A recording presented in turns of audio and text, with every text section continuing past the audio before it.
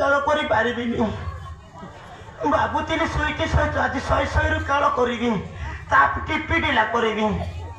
ନା, ସେମାନେ ମୋ ଟିପି ଢିଲା କରିକି ପଳେଇଲେ। ସେ ସୋନାଲି ବି ପଳେଇଲା, ସୁଇଟି ପଳେଇଲା। କଣ କରିବି?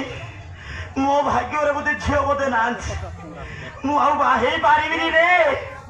ଦେଖିନେବି ଶଳା ରାଡି ଗୁଡା କମି ମୋ ଉପରକୁ ଆଛୁଟି ଚଳେ।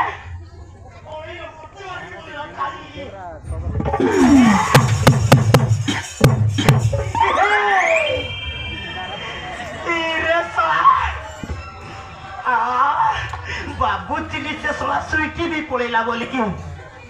ତାହେଲେ ସୁଇଟି ବି ଅଛି। ଖେଳ ହବ, ଖେଳ ହବ, ଶହେ ଶହେରୁ ହବ। ଛାଡ଼ିବିନି, ଚିପି ଢିଲା କରିବି, କୁଣ୍ଟି ଜାମ୍ପ କରିଦେବି।